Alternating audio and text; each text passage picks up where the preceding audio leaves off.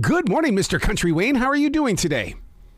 I'm doing good, brother. How about you? Absolutely fantastic. I got to thank you for this book because, I mean, you really do step into a zone that people don't want to talk about. But when they step into your book, though, they're going to talk about it. And it's going to be a conversation with themselves first, and then they're going to extend. Yeah, definitely, man. And that's why I wanted to put out there. It's like cooking something to eat, and you put these recipes and things that you know have worked, and you test it over and over for yourself, with you and your family and your own past. And now I just want to give it to the world. So that's the feeling that I hope they get when they open it. What is it like for you to relinquish that? I mean, because, you've been on tour. You've always been a very positive person, but now it's in book form. This isn't like a joke that, it goes in one ear and right out the other ear. This is going to be sitting right here in front of us. It feels good because I always want to tell people this when I walk into every room, when I hear people going through things and they can't get over what they're going through. I do want to share this, but it don't be the moment. So I feel like with this book, it feels good because I know people, when they have time, when they purchase this book, it might not be today, it might not be tomorrow, but when they open their book, I know for sure it's going to change their life. You know how people are, Country. They sit there, they want to change, they start making the move for the change, and then an outside source, a friend or a family member says, "Oh, I don't like the new you," so they go back. How do we break through that storm for people? You got to love yourself. Yeah. You can't worry about what nobody else say. You really got to worry about that voice, that person that's been with you since birth, and that is your inner person. Mm-hmm. Nobody has been with you longer. Not your mother, your father, your relationships, your kids. That person that's in you. You have to get that person approval because that's your spirit. And when that person approves, you get peace anyway. Yeah. So you can't listen to what others say. You got to really approve to yourself first. That's every reason why I keep a defrag journal. I ask the question and then I question the answers because that inner core wants to be heard. And it's like, oh, okay, let him be heard. Doesn't mean you have to agree with him, but just make it heard. Yeah, that's for sure. You have, and I write a journal also. Yeah. So sometimes you have to write it down to remind yourself and remember yourself how that felt when you did get peace within yourself. Remember that feeling. Yeah. It's like stopping by a restaurant and getting a piece of pecan pie. And you taste it, like, next time I go to that city, I'm going to get that pecan pie. So if we sometimes we write down, sometimes some people have to write down to remember. But if you can remember that feeling that you felt when that day or that moment when you did listen to yourself, your gut feeling, and just remember that feeling and get addicted to it. Don't you love those moments, Country, in the way that, things are handed to you through your writing instrument and you're going, I don't have no idea where that came from, but I love what was just put there. Oh, yes, I love those moments. I once I get those moments, I get this moon pie smile on my face because when I get those moments, I'm like, oh, I know this is going to work. Yeah. I don't care who says.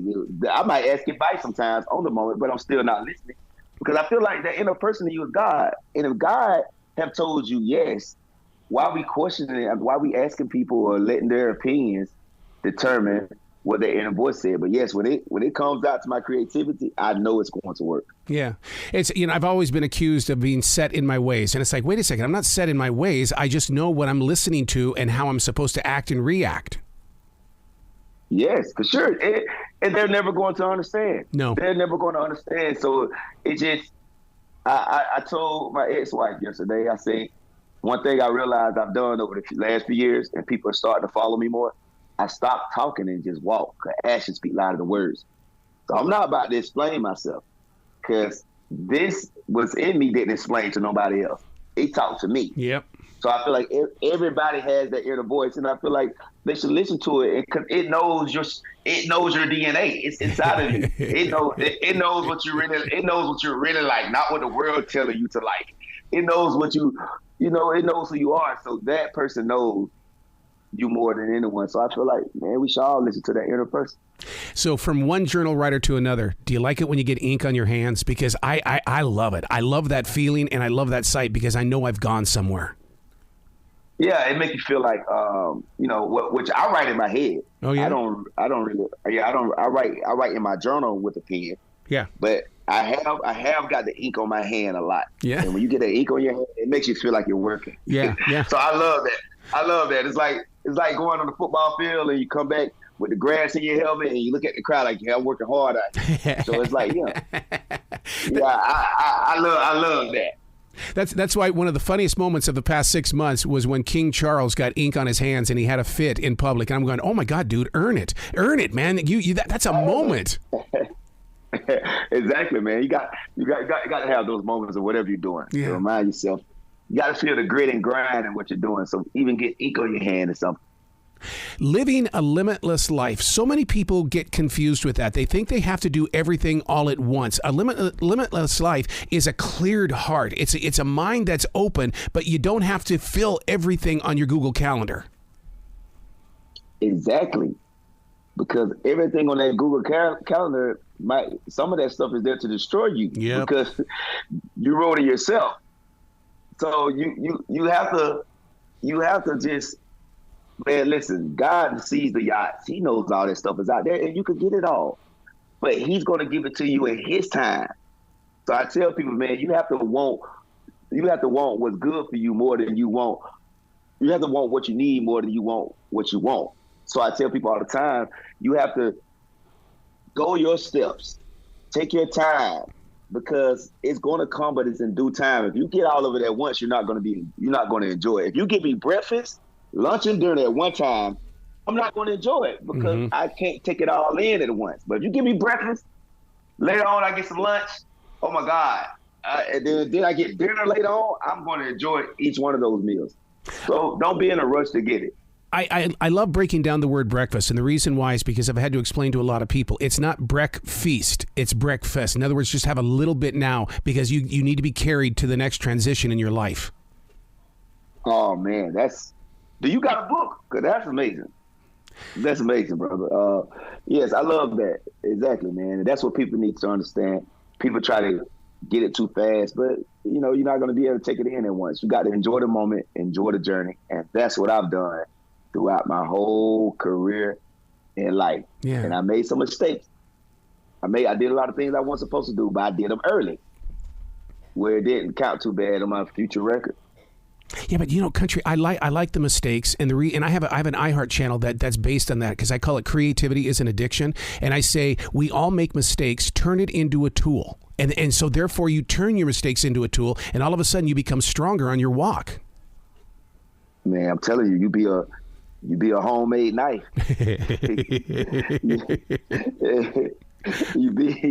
That's what you don't want the knife that's in all the stores when you go to the aisle in Walmart and they sell them in a tray. Mm-hmm. You don't want those. You want that homemade knife at that hardware store or that pawn shop, and it's hanging over there, and the handle of it is made of an eagle.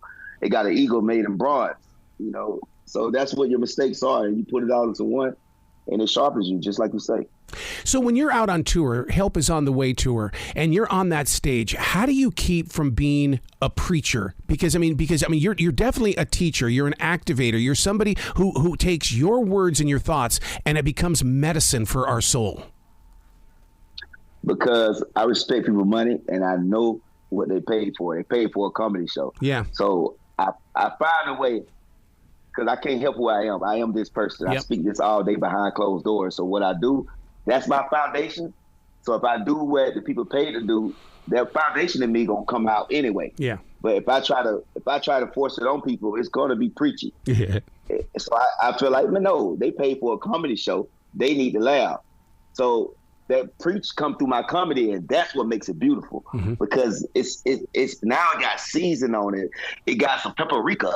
it got a lot of the best salt, the pink salt, and the pepper, and a hot sauce, and it's juicy now because the comedy is the universal flavor. Because everybody don't like to be preached to, mm-hmm. but everyone loves to laugh. So that's what makes it more universal product. So the comedy. The comedy is the gift. Your videos are amazing. To be a fly on the wall while you're putting one of these together, it's got to be an important step. It's almost like you see the viewer before you actually send out the message. Yes, like I shared it on my I got a subscriber page where people watch me behind the scenes. And yesterday I timed myself. I came up with 90 skits in 2 hours. So that's I see the vision. I see what I know how to string it in motion, because when you connect it to yourself, you connect it to everyone. So that's the secret to get connected to yourself. You really understand people more. So, I'm connected to me. So I already know when I put out something, I know how people are going to feel when they get it. Making that decision to be connected with yourself, because so many people are codependent of others. How do you step in that direction? Because you don't like to be like everybody else, because right. I never looked at nobody else's life and was like, oh, I want to be like them so bad. I look at everything. Even when I see celebrities, I'm like, yeah, they making money, but they're never home. Yeah.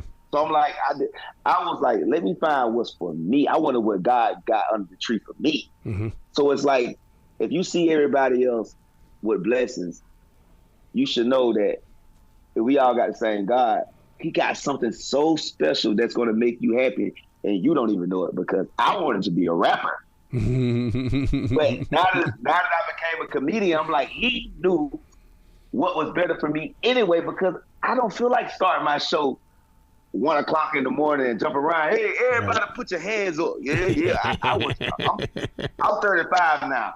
My career would have been over. So is that your way of saying that you're not like Lil Wayne, where the night begins at 2 o'clock in the morning, you step into the studio to create something? Because, that to me is like, oh my God, that I understand the energy at 2 a.m., but I don't want to live that lifestyle. No, I'm real creative at 2 o'clock because I'm asleep. So I'm dreaming. So I see stuff that's not even here on earth around that time. I must go to sleep, man. Yeah. I am so glad I found myself and found God. So I'm a comedian, because my career is just beginning. It's always the beginning, man. My rap career would have been over. Wow. So you really hit me in the heart inside the book when you said, don't hide from where you come from. I rarely ever talk about my home life in Montana. I'm more Carolinian. And so when I read that, I'm going, man, maybe that's being spoken to my soul, that maybe I should go home. Yeah, because that's part of your uniqueness. Mm-hmm.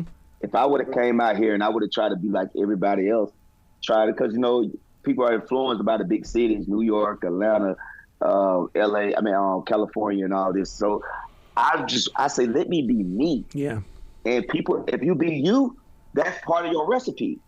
So that's a piece of your ingredients. So if you take out that one ingredient, sometimes it changes the course of the meal. So I knew that. I'm like, man, if people just be real, because we want to see who you are. They don't want to see City Wayne. Who is Country Wayne? I wouldn't be able to tell that.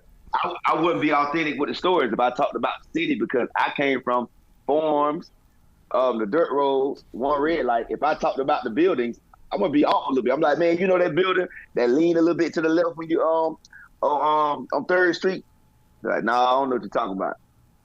And everybody from the city gonna be like, he's not real. Yeah. If I speak something people not know, they're like, oh, we don't know, so he must be telling the truth. And everybody from those places, you automatically, it's like when you be authentically yourself, you automatically get those people.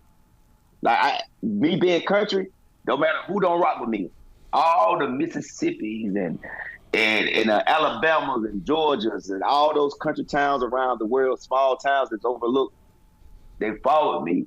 Mm-hmm. No matter if the world didn't follow me, because you pick up a lot of people. It's a lot of people just like you. So that's why you should always be real about where you come from. Man, you speak the truth on that, because here in the South, when we talk about taking the back roads to a different area, and you talk about the up and down of the hills and the twists and the turns, people go, yeah, I've been on that highway. Yeah, only in the South. Yeah. And then you drive into a big old fog bank. You're going, oh my God, he's been there.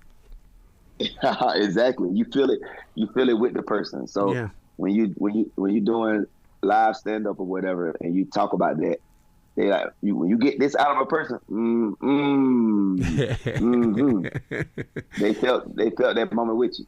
When you talk about, believing in yourself and being a stronger you, how do outside sources handle that? Because a lot of people, they might accuse you of being, well, you're too into yourself, or you're overconfident, when in fact, I am the president and CEO of Me Incorporated. It's like, okay, we're going to get together. Let's find our harmony or our jazz, and let's move forward. To be honest, at first, people, you get persecuted for that. You know what I'm saying? All my life in school, I had to fight. and even in the industry, nobody really reached out to help me because of that. Well, I'm gonna let him drown on his own because they're mistaking arrogance for confidence. It's really confidence in yourself. But what I have learned, when you stand on it so long and you start having success with it, people start to fear it. Mm-hmm. They're like, yeah, this person do know something. And I'm getting that a lot. Of people are starting to really respect what my mind and not just my art. It's like whatever he thinks, because they've seen it on social media. So I tell people all the time, that person. And in the beginning, that person gonna get rocks thrown at it. People are gonna hate you. Mm-hmm. Your family gonna talk about you, but they really gonna talk about you if you don't become successful.